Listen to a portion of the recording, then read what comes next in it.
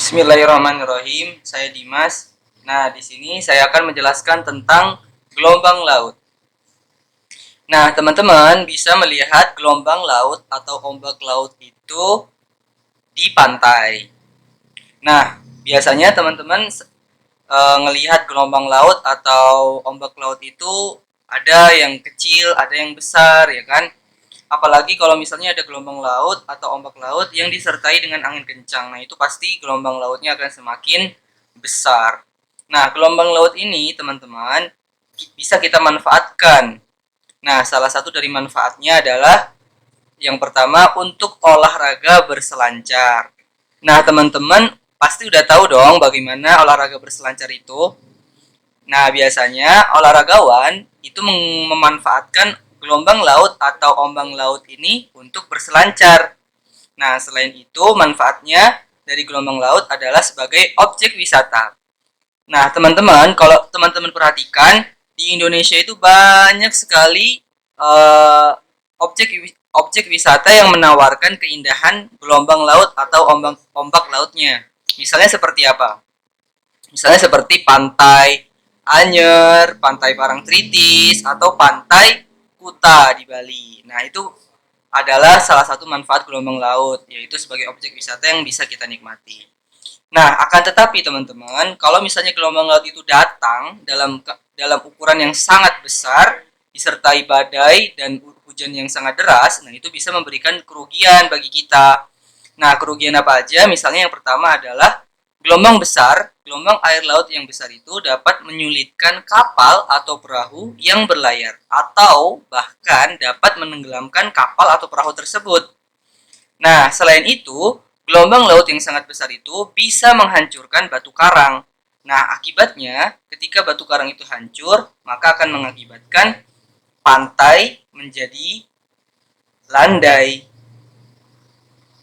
menjadi landai. Nah, ini adalah kerugian bagi kita. Nah, selain itu, gelombang laut itu juga bisa mengakibatkan pengikisan pada pantai. Nah, pengikisan pada pantai akibat gelombang laut biasa kita sebut sebagai abrasi. Nah, abrasi ini merusak ekosistem laut. Merusak ekosistem laut. Nah, di ekosistem laut itu ada apa? Misalnya ada pasir, lalu ada batu karang, ya kan? Ada kepiting, lalu ada kerang, lalu ada pohon kelapa, ya kan?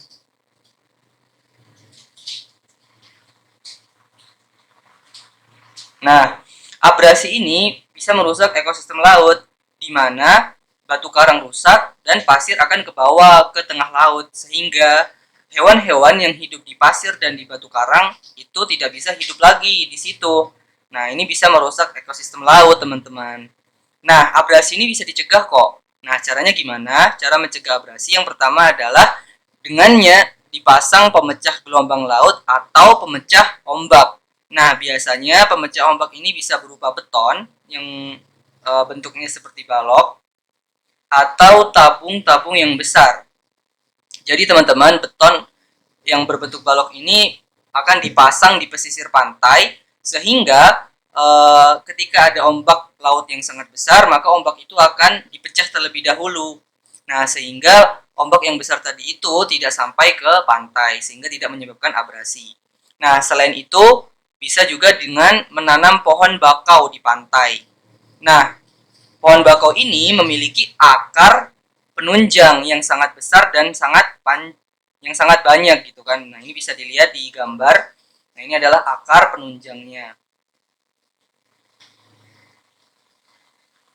Nah, ini adalah akar penunjang. Bisa dilihat ya teman-teman bahwa akar penunjang dari bakau ini sangat banyak dan sangat besar. Nah, sehingga ombak laut yang besar yang datang menuju pantai itu bisa dipecah terlebih dahulu oleh akar bakau ini. Nah, di gambar selanjutnya, di gambar sebelahnya itu adalah akibat abrasi teman-teman. Nah, bisa dilihat ya di sini ya betapa ngerinya kalau misalnya tidak ditanggulangi.